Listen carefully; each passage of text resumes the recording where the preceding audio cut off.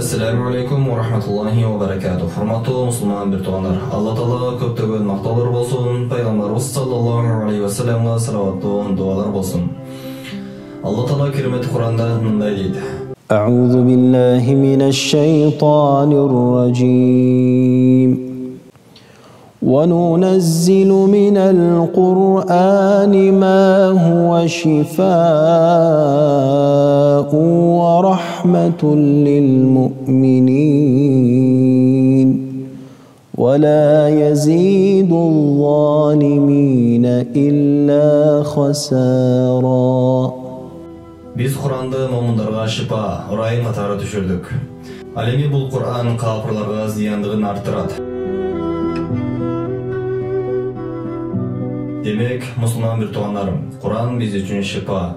Ko'zdan o'rusin yaxshiligi uchun Alloh taolo karimati Qur'onda أعوذ بالله من الشيطان الرجيم فكشفنا عنك غطاءك فبصرك اليوم حديد. Her bir farz namazdan keyin ushbu oyatni 3 jolu o'qib, alaqaningizga dem solib, ko'zingizni surtingiz. Shunday qilsangiz, ko'zingiz charchagan bo'lsa tarab ketadi. Janob shunday o'yla ko'zni ko'rishini yaxshilatish uchun Qadr surasida o'qiladi.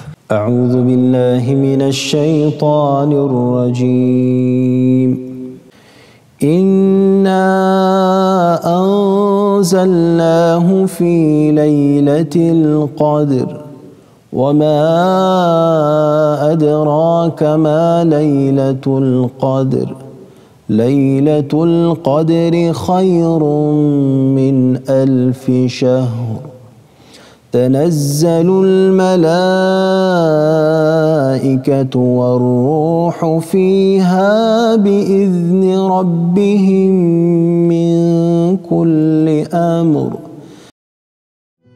Bu süreni turgan abada okutursanız, gözünüz ağır boyut olurgan bolsa kalbına gelet inşallah.